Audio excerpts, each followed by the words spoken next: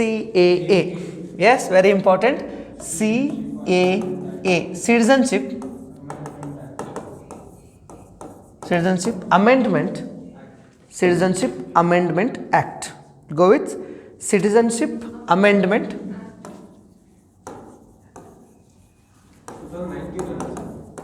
Yeah, Citizenship Amendment Act. Okay, Citizenship Amendment Act. Okay, so first Citizenship Amendment Act ಅಂದ್ರೆ ಏನೋಕ್ಕಿಂತ before, so first we should know citizenship act ಏನು ಹೇಳ್ತದಂತೆ. Okay, so ನಮ್ಮ ದೇಶದಲ್ಲಿ ಸಿಟಿಜನ್ಶಿಪ್ಪನ್ನು ಪಡ್ಕೊಳ್ಳಿಕ್ಕೆ ದೇರ್ ಇಸ್ ಸಮ್ ಕ್ರೈಟೀರಿಯಾ. ಓಕೆನಾ, ಪೌರತ್ವ ಅಂತ ಹೇಳಿ ಕರಿತೀವಿ ಕನ್ನಡ. ಇದಕ್ಕೆ ಪೌರತ್ವ ತಿದ್ದುಪಡಿ ಕಾಯ್ದೆ. ಯಾರು ಕನ್ನಡ ಮೀಡಿಯಂ ಸ್ಟೂಡೆಂಟ್ಸ್ ಅದಿರಲ್ಲ, this act is called as ಪೌರತ್ವ ತಿದ್ದುಪಡಿ ಕಾಯ್ದೆ. ಹಾಗಿದ್ರೆ ಸಿಟಿಜನ್ಶಿಪ್ ಅಮೆಂಡ್ಮೆಂಟ್ ಆ್ಯಕ್ಟ್ಗೆ ಹೋಗುವ ಪೂರ್ವದಲ್ಲಿ ನಮ್ಮ ದೇಶದಲ್ಲಿ ಸಿಟಿಜನ್ಶಿಪ್ಪನ್ನು ನಾವು ಹೆಂಗೆ ಪಡ್ಕೋತೀವಿ? So first one is by birth. Okay, so by birth ನಾವೆಲ್ಲ by birth citizens of this nation. So first one. Second one, by registration. It means say for example, ಈಗ ಒಬ್ಬ ಇಂಡಿಯನ್ ಸಿಟಿಸನ್ನು ಬೇರೆ ದೇಶದಿಂದ ಮದುವೆ ಆದರೆ, ಸೊ ಆಕೆ ಅಂದರೆ ಮದುವೆ ಮಾಡ್ಕೊಂಡು ಬಂದ ಆಕೆಗೆ by registration. Okay, first one. Next ಏನಪ್ಪ ಅಂತಂದರೆ, ಇಲ್ಲಿ ಮೈಗ್ರೇಟೆಡ್ ಪೀಪಲ್ಸ್ ಏನಿರ್ತಾರಲ್ಲ ಬೇರೆ ದೇಶದಿಂದ ನಮ್ಮ ದೇಶಕ್ಕೆ ಅವ್ರು ಏನಾಗಿರ್ತಾರೆ, ಮೈಗ್ರೇಟ್ ಆಗಿರ್ತಾರೆ. ನಾವು ವಲಸಿಗರು ಅಂತೇಳಿ ಕರಿತೀವಿ. ಈ ಮೈಗ್ರೇಟೆಡ್ ಪೀಪಲ್ಸ ನಮ್ಮ ದೇಶದಲ್ಲಿ ಕಂಟಿನ್ಯೂಸ್ಲಿ 7 years ಇಲ್ಲೇ ರೆಸಿಡೆಂಟ್ ಇದ್ದರೆ ಅವ್ರಿಗೂ ಕೂಡ ನಾವೇನು ಮಾಡ್ತೀವಿ, ಸಿಟಿಜನ್ಶಿಪ್ಪನ್ನು ಕೊಡ್ತೀವಿ. Okay, 7 years they should be resident. ಹೋಗಿ ಬಂದು ಮಾಡುವಂತಿಲ್ಲ. ಒಂದ್ಸಲ ಬಂದರೆ ಕಂಟಿನ್ಯೂಸ್ಲಿ 7 years ಅವ್ರು ಇಲ್ಲೇ ಇರಬೇಕು. ಓಕೆ, ಸೊ ಇಂಥ ಕೆಲವೊಂದಿಷ್ಟು ಕ್ರೈಟೀರಿಯಾಗಳ ಆಧಾರದ ಮೇಲೆ ನಾವೇನು ಮಾಡ್ತೀವಿ, ನಮ್ಮ ದೇಶದಾಗಿಂದ ಸಿಟಿಜನ್ಶಿಪ್ಪನ್ನು ಕೊಡ್ತೀವಿ. ನೆಕ್ಸ್ಟ್, ಯಾವುದಾದ್ರೂ ಒಂದು ಏರಿಯಾನೋ ಎನೆಕ್ಸೇಷನ್ ಅಂಡ್ರೆ ನಾವು ವಶಪಡಿಸಿಕೊಂಡಿದ್ರೆ, ಅಂದರೆ ಭಾರತ ಇನ್ನೊಂದು ದೇಶದ ಟೆರಿಟರಿನ ಅಕ್ವೈರ್ ಮಾಡ್ಕೊಂಡಿದ್ರೆ, ಆ ದೇಶದ ಆ ಟೆರಿಟರಿಯ ಪೀಪಲ್ಸ್ ಎಲ್ಲ ಏನಾಗ್ತಾರಪ್ಪ ಅಂತಂದರೆ ನಮ್ಮ ದೇಶದ ಸಿಟಿಸನ್ಸ್ ಆಗ್ತಾರೆ. ಸೊ ಇಲ್ಲೆಲ್ಲೂ ಕೂಡ ನಾವೇನು ನೋಡಲಿಲ್ಲಪ್ಪ ಅಂತಂದರೆ, ಇಲ್ಲೀಗಲ್ ಮೈಗ್ರೆಂಟ್ಸಿಗೆ ಸಿಟಿಸನ್ಶಿಪ್ಪನ್ನು ಎಲ್ಲೂ ಕೊಡೋದನ್ನು ನೋಡಲಿಲ್ಲ. But we have a CAA, the original citizenship act ಬಂದಿದ್ದು 1951-52 ಒಳಗೆ. ಓಕೆ, ಸೊ ಅದನ್ನು ವೇರಿಯಸ್ ಟೈಮ್ಸ್, ನಂಬರ್ ಟೈಮ್ಸ್ ಅದೇನಾಗ್ತದಪ್ಪ ಅಂತಂದರೆ ಅಮೆಂಡ್ ಆಗಿ ಇಲ್ಲಿಗೆ ಬಂದು ನಿಂತದ. ಸೊ ಇನ್ನು 2019 ನಾವೇನು ಮಾಡ್ತೀವಪ್ಪ ಅಂತಂದರೆ ಸಿಟಿಜನ್ಶಿಪ್ ಅಮೆಂಡ್ಮೆಂಟ್ ಆ್ಯಕ್ಟನ್ನು ತರ್ತೀವಿ, CAA. ಹಾಗಾದರೆ ಸಿಟಿಜನ್ಶಿಪ್ ಅಮೆಂಡ್ಮೆಂಟ್ ಆ್ಯಕ್ಟ್ ಏನು ಹೇಳ್ತದೆ? Under this act we are going to provide the citizenship who are a illegal migrants, those who came from the Pakistan, Bangladesh and Afghanistan, those countries minority communities. ಅಂದರೆ ನಮ್ಮ ದೇಶಕ್ಕೆ ಅವ್ರೇನಾಗಿರಬೇಕು, illegal migrants ಆಗಿರಬೇಕು. Illegal migrants ಎಲ್ಲಿಂದ ಬಂದಿರಬೇಕು? They are belongs to the Afghanistan, Pakistan, Bangladesh. Only 3 countries. Apart from these 3 countries ಬೇರೆ ದೇಶದ illegal ಮೈಗ್ರೆಂಟ್ಸನ್ನು ನಾವು ಈ ಸಿಟಿಜನ್ಶಿಪ್ ಅಮೆಂಡ್ಮೆಂಟ್ ಆ್ಯಕ್ಟಲ್ಲಿ ಯಾವುದೇ ಸಿಟಿಜನ್ಶಿಪ್ಪನ್ನು ಪ್ರೊವೈಡ್ ಮಾಡ್ತಾ ಇಲ್ಲ. Only they haves to belongs to the ಎಲ್ಲಿ? ಪಾಕಿಸ್ತಾನ್, ಅಫ್ಘಾನಿಸ್ತಾನ್ ಆ್ಯಂಡ್ ಬಾಂಗ್ಲಾದೇಶ್. ಒಂದೇದು. ಎರಡನೇದು ಯಾರಿಗೆ ಕೊಡ್ತಾ ಇದೆಯಪ್ಪ ಅಂತಂದರೆ ಆ ದೇಶದ ಮೈನಾರಿಟಿ ಕಮ್ಯುನಿಟೀಸ್. ಆ ದೇಶದಾಗ ದೇ ಶುಡ್ ಬಿ ಮೈನಾರಿಟೀಸ್. ಹಾಗಿದ್ರೆ say for example Bangladesh, Pakistan and Afghanistan ಇವೆಲ್ಲ ಇಸ್ಲಾಂ ಮೆಜಾರಿಟಿ ಕಮ್ಯುನಿಟಿ ದೇಶಗಳು. ಅಲ್ಲಿ apart from Muslim community, except Muslim communities, we are going to providing the citizenship for 6 various religions. 6 ಬೇರೆ ಬೇರೆ ಧರ್ಮಗಳಿಗೆ ನಾವೇನು ಮಾಡ್ತಿದ್ದೀವಿ, ಸಿಟಿಜನ್ಶಿಪ್ಪನ್ನು ಕೊಡ್ತಾ ಇದ್ದೀವಿ. ಎಕ್ಸೆಪ್ಟ್ ಮುಸ್ಲಿಮ್ಸ್ ಯಾರ್ಯಾರು? ಹಿಂದೂಸ್, ಕ್ರೈಸ್ತ್, ಸಿಖ್, ಬೌದ್ಧ, ಜೈನ್, ಪಾರ್ಸಿ. ಅರ್ಥ ಅಲ್ಲಿಗತ್ತದ? ಎಷ್ಟು? 6. ಯಾರ್ಯಾರು? ಹಿಂದೂ, ಕ್ರಿಶ್ಚಿಯನ್, ಬೌದ್ಧ, ಸಿಖ್, ಜೈನ್, ಪಾರ್ಸಿ. ಈ 6 ಕಮ್ಯುನಿಟಿಗಳಿಗೆ, ಈ 6 ರಿಲಿಜಿಯನ್ಸ್ಗಳು ಅವರು ಇಲ್ಲಿಗಲ್ ಮೈಗ್ರೆಂಟ್ಸ್ ಆಗಿದ್ದರೆ, ಅವರು ಏನಾಗಿದ್ದರೆ ಇಲ್ಲಿಗಲ್ ಮೈಗ್ರೆಂಟ್ಸ್ ಆಗಿದ್ದರೆ, ಮತ್ತು ಅವ್ರು ಎಲ್ಲಿಂದ ಬಂದಿದ್ದರೆ ಪಾಕಿಸ್ತಾನ್, ಅಫ್ಘಾನಿಸ್ತಾನ್, ಬಾಂಗ್ಲಾದೇಶ್ ಈ 3 ದೇಶಗಳಿಂದ ಬಂದಿದ್ದರೆ ಅವ್ರಿಗೆ under 2019 citizenship amendment act the government is going to providing the citizens and then will treat as a normal Indian citizen like ವೀಸ್. ನಿಮ್ಮ ರೀತಿ ಅವರಿಗೆ ಟ್ರೀಟ್ ಮಾಡ್ತಾರೆ. ಸೊ ಹಾಗಿದ್ದರೆ ಕಂಡೀಷನ್ಸ್ ಏನು? ಆ ದೇಶದಿಂದ ಬಂದಂಥ ಎಲ್ಲ ಮೈನಾರಿಟಿ ಕಮ್ಯುನಿಟಿಗಳಿಗೆ we are providing citizenship? No. No, they are be a illegal migrant before 2014 December 31st. ಅಂದರೆ ಇನ್ ಡಿಸೆಂಬರ್ 31st ಮುಂಚೆ ಬಂದಿರಬೇಕು ಅವರಿಗೆ ಮಾತ್ರ. 2014 ಡಿಸೆಂಬರ್ 31st ಆನ್ವರ್ಡ್ಸ್ ಬಂದರೆ they are not comes under the CAA. Yes, why because ನಾವೇನು ತರ್ತೀವಪ್ಪ ಅಂತಂದರೆ ಇಲ್ಲಿ ಸೇ 2014 ಒಳಗೆ once we are amended the citizenship act, so that amendment before ಬಂದಿರಬೇಕು ಅವರು. ಓಕೆನಾ? ಸೊ 2014 ಆನ್ವರ್ಡ್ಸ್ ಬಂದರೆ ಕೊಡುವಂತಿಲ್ಲ. ಒಂದನೇದು. ಎರಡನೇದು, ಅವರು 2014 ಬಿಫೋರ್ ಇಟ್ ಮೀನ್ಸ್ ಅವಾಗ ಮಾತ್ರ 7 years ಆಗ್ತದೆ. ಆಫ್ಟರ್ ಬಂದು 7 years ಆಗೋದಿಲ್ಲ. ಅರ್ಥ ಆಗ್ಲಿಕ್ಕತ್ತದ? ಸೊ ಹಾಗಾಗಿ the law is simple. 2014 December 31 ಪೂರ್ವದಲ್ಲಿ ಅವರು ಭಾರತಕ್ಕೆ ಬಂದಿರಬೇಕು, ಫಸ್ಟ್ ಕಂಡೀಷನ್.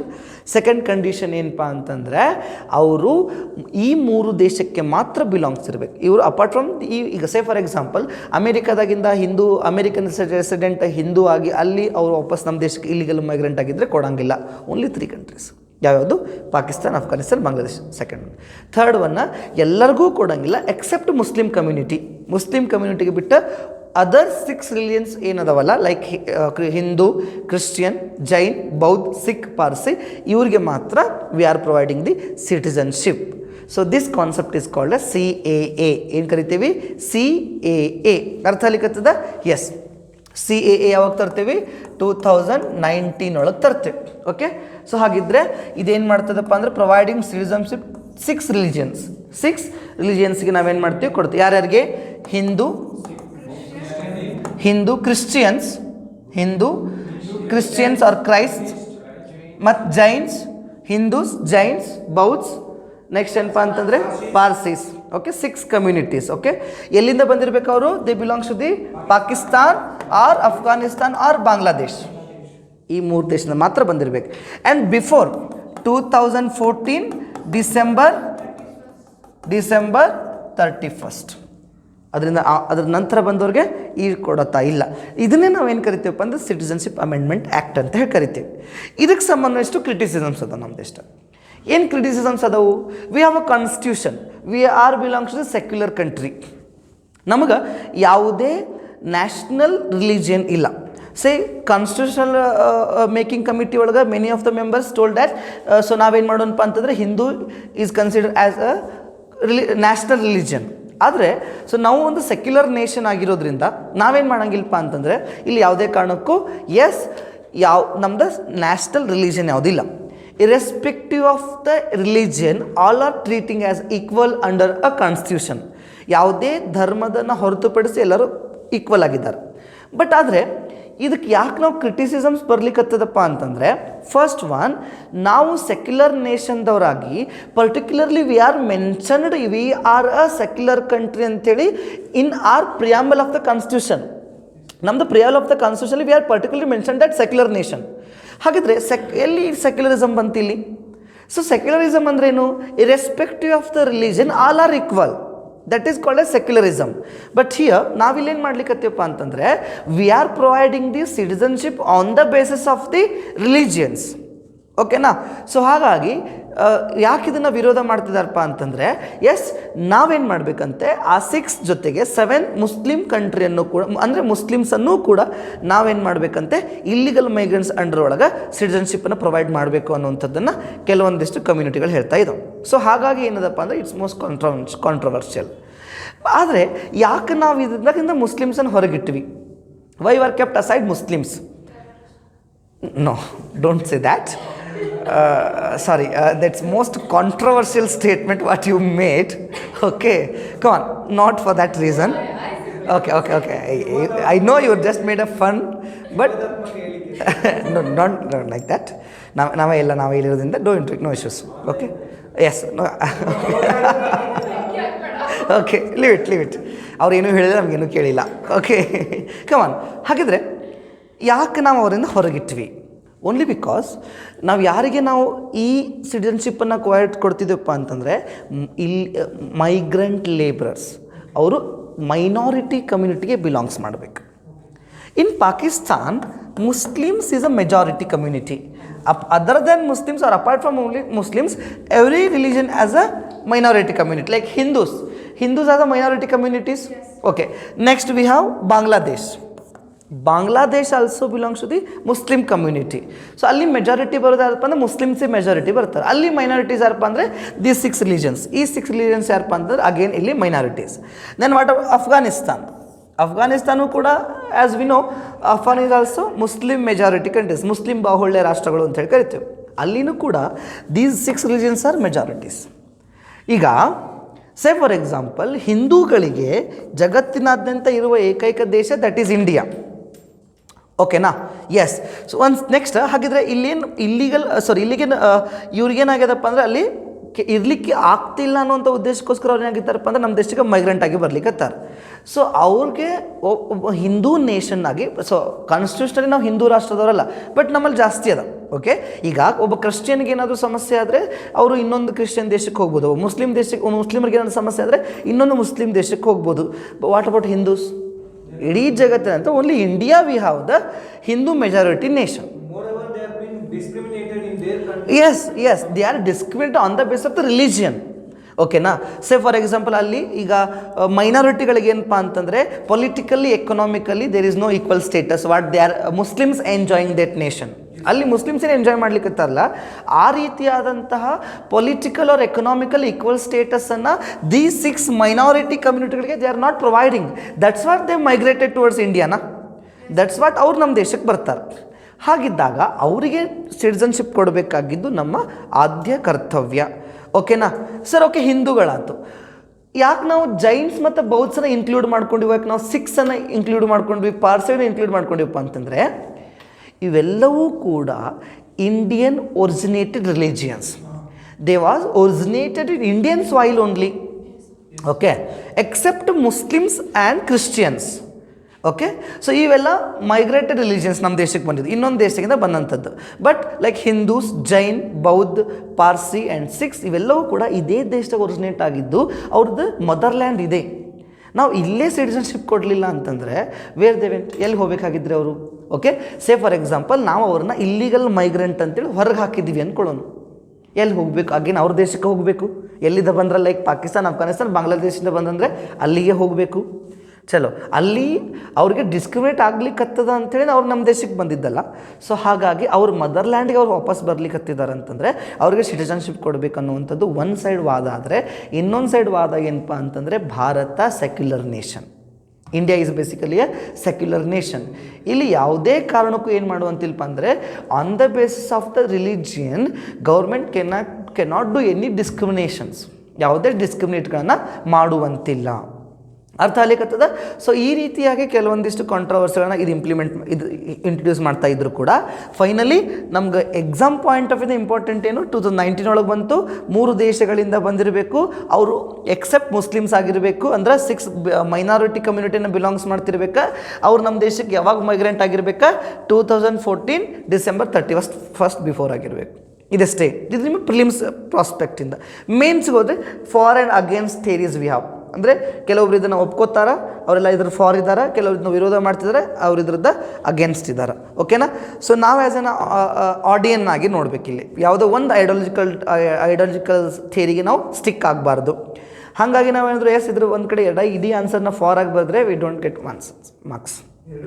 ಎರಡನ್ನೂ ಬ್ಯಾಲೆನ್ಸ್ ಮಾಡಬೇಕು. ಫಾರ್ ಆಗಿಯೂ ಬರೀಬೇಕು, ಅಗೇನ್ಸ್ಟ್ ಆಗಿಯೂ ಬರೀಬೇಕು. ಫಾರ್ ಆಗಿ ಯಾಕೆ ಬರೀಬೇಕು? ಎಸ್, ಅದು ಅವು 6 ಧರ್ಮದವರು ಇದೇ ಎಕ್ಸೆಪ್ಟ್ ಮುಸ್ಲಿಮ್ ಕ್ರಿಶ್ಚಿಯನ್ಸ್ ಇದೇ ದೇಶದಿಂದ ಏನಪ್ಪ ಅಂದರೆ ಒರಿಜಿನೇಟ್ ಆದಂಥ ಅವ್ರದ್ದು ಮದರ್ಲ್ಯಾಂಡ್ ಇದೆ. ಈ 6 ಧರ್ಮಗಳು ಏನಪ್ಪ ಅಂತಂದರೆ they was originated Indian soil only, ಅವ್ರ ಮದರ್ಲ್ಯಾಂಡ್ ಇದೆ. ಸೊ ಹಾಗಿದ್ರೆ ಈಗ ಒಬ್ಬ ಮುಸ್ಲಿಮ್ ವ್ಯಕ್ತಿಗೆ ಡಿಸ್ಕ್ರಿಮಿನೇಟ್ ಆಗಿ ಅವ ಇನ್ನೊಂದು ದೇಶಕ್ಕೆ ನಾವು ನಮ್ಮ ದೇಶದಿಂದ ಹೊರಗೆ ಹಾಕಿದ್ವಿ ಅಂದ್ಕೊಂಡ್ರೆ ಅವ್ರಿಗೆ ಬೇರೆ ಆಯ್ಕೆಗಳಿದಾವೆ. ಯಾಕಂದರೆ many of the Muslim countries we have in this world. Again ಕ್ರಿಶ್ಚಿಯನ್ಸನ್ನು ಹೊರಗೆ ಹಾಕಿದ್ವಿ ಅಂತಂದರೆ there is a many of Christian countries. But what about Hindus? There is no many of Hindu countries in this world. Only India is one and only a Hindu country. ಹಾಗಾಗಿ ಅವ್ರಿಗೆ ನಾವೇನು ಮಾಡಬೇಕು, ಸಿಟಿಸನ್ಶಿಪ್ಪನ್ನು provide ಮಾಡಬೇಕು ಅನ್ನೋಂಥದ್ದನ್ನು ಹೇಳ್ತಾ ಇದ್ರೆ against theories ಏನು ಹೇಳ್ತಪ್ಪ ಅಂತಂದರೆ ಎಸ್, ಅಗೇನ್ಸ್ಟ್ ಥಿಯರಿ ಒಳಗೆ India is a secular nation.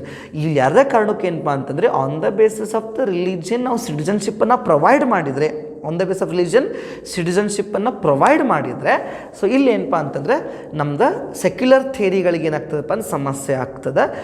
Again it is going to violate in the article 14 of Indian constitution. Sir, in this case, there is one concept called President of India. Okay. To be considered like 7 years, 7 preceding years Yes. in India and outside of Yes, yes. ಆ ಕೇಸಲ್ಲಿ ಇದು ಇದಾಗುತ್ತಾ ಅಂತ? No. Muslims, those who are migrated to India, they can get citizenship under the registration and should be resident under more than 7 years. Okay, ಅಲ್ಲಿ ಇವ್ರು citizenship ತೊಗೋಬೇಕು. ನಾವು ಮುಸ್ಲಿಮ್ಗೆ ಹೊಸ citizenship ಕೊಡಂಗಿಲ್ಲ ಅಂತ ಹೇಳ್ತಾ ಇಲ್ಲ. We are not going to providing under CAA 2019. Other methods we have to get, other way to we have get a citizenship. Say for example, there should be a more than 7 years resident in India. ಅವರು apply ಮಾಡಿ by registration they can get citizenship. It means ನಾವು ಮುಸ್ಲಿಮ್ಸ್ಗೆ ಸಿಟಿಸನ್ಶಿಪ್ಪನ್ನು ಕೊಡ್ತಿಲ್ಲ ಅಂತ ಹೇಳ್ತಿಲ್ಲ. V are not providing 2019 Citizenship Amendment Act. We have other ways to get the citizenship like registration, what he said. ಅವ್ರು ಹೇಳ್ದಂಗೆ registration ಮಾಡೋ ಮುಖಾಂತರ 7 ವರ್ಷ ನಮ್ಮ ದೇಶದಾಗ ಇದ್ಕೊಂಡು they can get citizenship. Only CAA 2019 we are not providing citizen to Muslims. ಓಕೆನಾ? That is different. This is different. That is different. This It is two ways where one is this and one is that. Yes. But in this way, it is only the minorities of the from the different countries. Yes. And that is the way that if they are being also a majority of the different country, but need to be stayed in 7 years. Yes. Say for under registration method, not only Pakistan, Afghanistan and Bangladesh, they can migrate wherever of the world. ಅವ್ರು ಎಲ್ಲಿದ್ದನಾದರೂ ಬಂದಿರ್ಬೋದು. Okay, ಅವ್ರಿಗೆ ನಾವು pi registration ಒಳಗೆ ಕೊಡ್ತೀವಿ. Say for example Sonia Gandhi, she belongs to the Italy. Okay, ಅಲ್ಲಿದ್ದ ಇವ್ರು ರಾಜೀವ್ ಗಾಂಧಿಯನ್ನು ಮದುವೆ ಆದ ಬಂದಮೇಲೆ ಅವ್ರಿಗೆ ನಾವೇನು ಮಾಡ್ತಿದ್ದೇವಪ್ಪ ಅಂತಂದರೆ registration under we are provided the citizenship like that. ಇಲ್ಲಿಗೂ ಅಲ್ಲಿಗೂ ಏನಿಲ್ಲಪ್ಪ ಅಂತಂದರೆ ಸಂಬಂಧ ಇಲ್ಲ. ಅಲ್ಲಿಯ ಮೇನ್ ಥಿಯರಿಗಳೇನು ಹೇಳ್ತಾವೆ, ಒಂದು by birth, by registration, by resident, by acquiring other territory. Okay, ಅಲ್ಲಿ ಆ್ಯಸ್ ಇಟ್ ಈಸ್ ನಾವು ಏನು ಸಿಟಿಸನ್ಶಿಪ್ ಕೊಡ್ತೇವಲ್ಲ ಅದನ್ನು ಕೊಡ್ತೀವಿ. ಸೇ ಫಾರ್ ಎಕ್ಸಾಂಪಲ್, ಉದಾಹರಣೆಗೆ ಇಂಡಿಯಾ ಅಕ್ವೈರ್ಡ್ ಕಾಬೂಲ್, ಸಾಧ್ಯ ಇಲ್ಲ ಅಂದ್ಕೊಳ್ಳೋಣ. ಇಂಡಿಯಾ ಕಾಬೂಲನ್ನು ಅಕ್ವೈರ್ಡ್ ಮಾಡ್ಕೊಂತ ಅಂದ್ಕೊಳ್ಳೋಣ. ಕಾಬೂಲನ್ನು ಅಕ್ವೈರ್ಡ್ ಮಾಡ್ಕೊಂಡಾಗ Kabul will become a integrated part of India. ಕಾಬೂಲಲ್ಲಿ ಏನು ರೆಸಿಡೆಂಟ್ಸ್ ಅದಾರಲ್ಲ, they are all become a citizenship of India automatically acquired the Kabul. ಓಕೆನಾ? Same as it is. But ಇಲ್ಲಿ ನಾವು ತರ್ತಾ ಇರೋದು ಓನ್ಲಿ ಯಾರು minority communities from different 3 country ಏನದಾರಲ್ಲ ಅಲ್ಲಿಂದ ಬಂದಂಥವ್ರಿಗೆ ಮಾತ್ರ ವಿ ಆರ್ ಪ್ರೊವೈಡಿಂಗ್ ಸಿಟಿಸನ್ಶಿಪ್ ಅಷ್ಟೇ.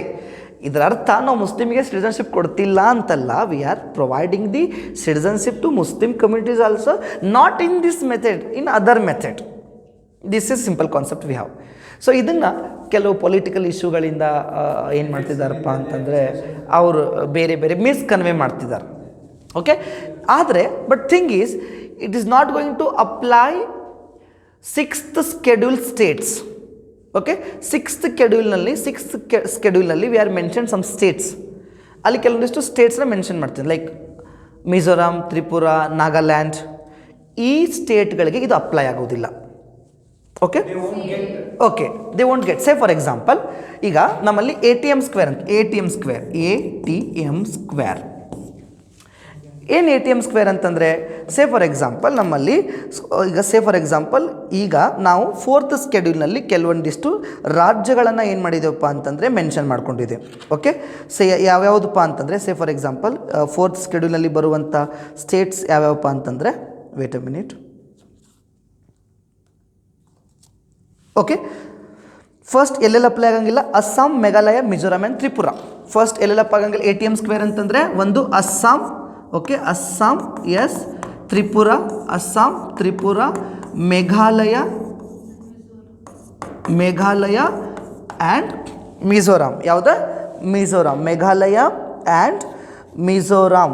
ಓಕೆ, ಸಾರಿ, ATM ಸ್ಕ್ವೇರ್ ಅಲ್ಲ, ಅಸ್ಸಾಂ, ತ್ರಿಪುರಾ, ಮೇಘಾಲಯ ಆ್ಯಂಡ್ ಮಿಜೋರಾಂ. ಓಕೆ, ಇಲ್ಲಿ ಏನಾಗಂಗಿಲ್ಲಪ್ಪ ಅಂತಂದರೆ ಈ ಒಂದು ಆ್ಯಕ್ಟ್ ಅಪ್ಲೈ ಆಗೋದಿಲ್ಲ Mizoram. Okay, Mizoram. Say for example 2012 ಒಳಗೆ ಒಬ್ಬ ಹಿಂದೂ ಮೈಗ್ರೆಂಟ್ ಬಂದ ತ್ರಿಪುರಾದಾಗ ಇದ್ದ ಅಂದ್ಕೊಳ್ಳೋನು. ಆವಾಗ ಸಿಟಿಸನ್ಶಿಪ್ ಅಮೆಂಡ್ಮೆಂಟ್ ಆ್ಯಕ್ಟ್ ಅಂಡರ್ ಒಳಗೆ you won't get citizenship. because this act is not going to applicable these 4 states, ATM square states. Okay, first one. Second one, 6th schedule states ಅಂತ ಹೇಳಿ ಕರಿತೀವಿ ನಾವು. 6th schedule states, 6ನೇ ಅನುಸೂಚಿಯಲ್ಲಿ ಬರುವಂತಹ ರಾಜ್ಯಗಳಿಗೆ ಯಾವ್ಯಾವುದು? Arunachal Pradesh, Nagaland, Mizoram. Again 6th schedule ಬರುವಂಥ Arunachal Pradesh, Nagaland and Mizoram. ಅಲ್ಲಿನೂ ಕೂಡ ಏನಾಗಂಗಿಲ್ಲಪ್ಪ ಅಂದರೆ ಈ ಒಂದು ಆ್ಯಕ್ಟ್ ಇಂಪ್ಲಿಕೇಬಲ್ ಆಗೋದಿಲ್ಲ. ಅರ್ಥ ಆಗತ್ತೆ? ಒಂದು ಇಲಿಸ್ಟ್ರೇಷನ್ ಹೇಳಿಬಿಡ್ತೀನಿ. ಒಂದು illustration, will go with some small illustration. ಏನು ಇಲಿಸ್ಟ್ರೇಷನ್? ಈಗ Rahul, very famous in Karnataka, trending personality. Big ಬಾಸಿಗೆ ಬಂದು ಹೇಳಕ್ಕೆ ಬರೋದಿಲ್ಲ, ಯಾಕಂದ್ರೆ because trending personality. Rahul basically he was from Pakistan, ಪಾಕಿಂದ ಬರ್ತಾನೆ. ಇವ ಇಂಡಿಯಾಕ್ಕೆ ಎಲ್ಲಿ ಬಂದಾನಪ್ಪ? Say for example Maharashtra. ಎಲ್ಲಿ ಬಂದಾನ? ಮಹಾರಾಷ್ಟ್ರ. ಯಾವಾಗ ಬಂದಾನ? 2012. he will get citizenship under CAA. Okay, CAA under ಏನು ಮಾಡ್ತಾನಪ್ಪ ಅಂದರೆ ಸಿಟಿಸನ್ಶಿಪ್ನ ಪಡ್ಕೊತಾನೆ. ಈಗ ಅನ್ಕೊಳ್ಳೋನು ಚಂದ್ರು ಇವ ಎಲ್ಲಿಂದ ಬರ್ತಾನ? ಅಗೇನ್ ಪಾಕಿಸ್ತಾನ. ಯಾವಾಗ ಬಂದಾನ? 2012 ಬಂದಾನ. ಬಟ್ ಇವ ಎಲ್ಲಿ ಬಂದಾನ? ನಾಗಾಲ್ಯಾಂಡ್. CAA ಇಲ್ಲಿ ಅಪ್ಲೈ ಆಗೋದಿಲ್ಲ. Is not have the eligibility to get a citizenship under CAA. Chandru is a Hindu. Rahul also Hindu.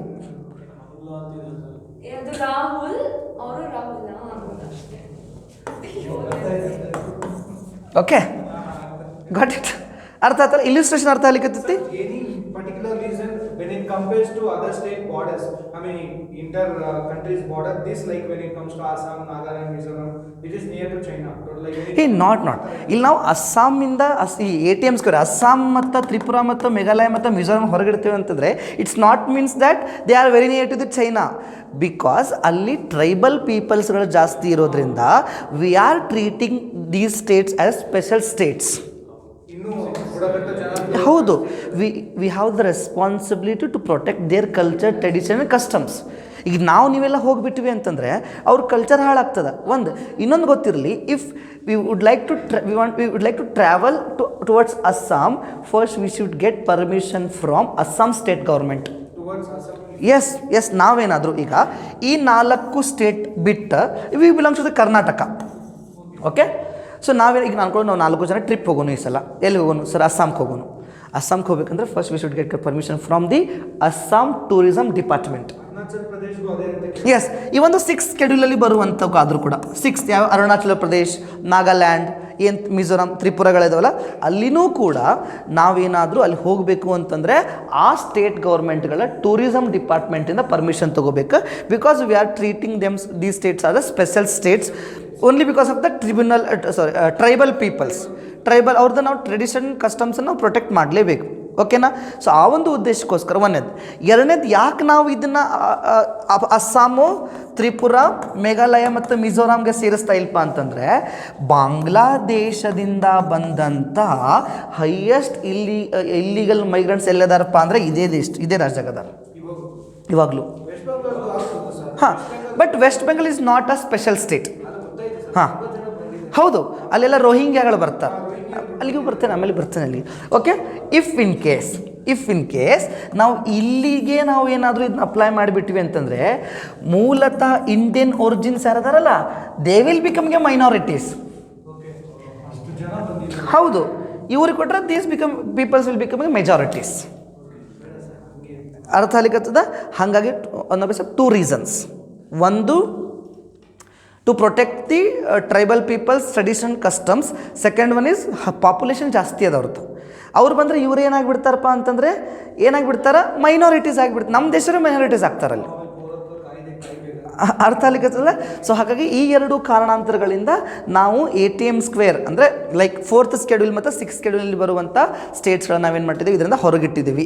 ಈ ಸ್ಟೇಟ್ಸ್ಗಳು ಬಿಟ್ಟು ಎಲ್ಲೇ ಸ್ಟೇಟ್ಸ್ಗಳು ಕೂಡ ಅವ್ರು ಏನಾದರೂ 2014 ಡಿಸೆಂಬರ್ 31 ಬಿಫೋರ್ ಏನಾದರೂ ಬಂದಿದ್ದರೆ they have the right to get citizenship. ಓಕೆನಾ?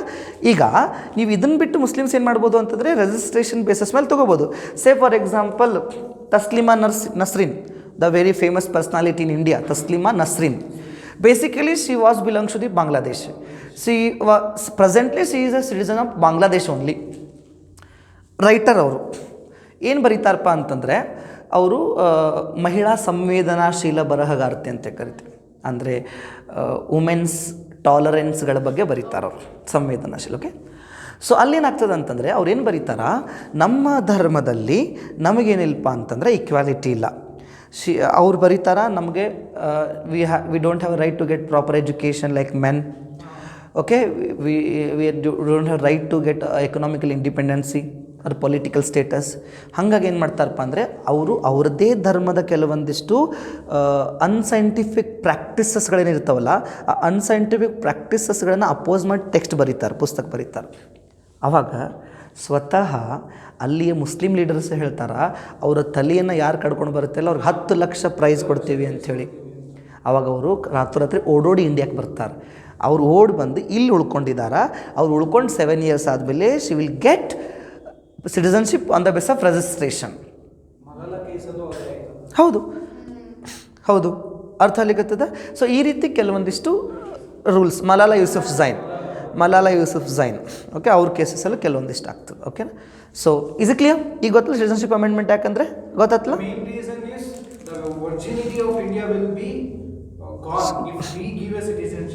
ಖಂಡಿತ ಇಲ್ಲಿ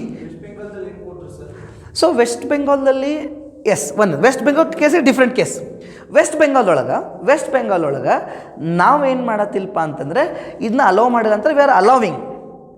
ಆದರೆ for your kind information, West ಬೆಂಗಾಲ್ಗೆ Bangladesh ಬಂದಂಥ migrants, they are not minority communities of their nation.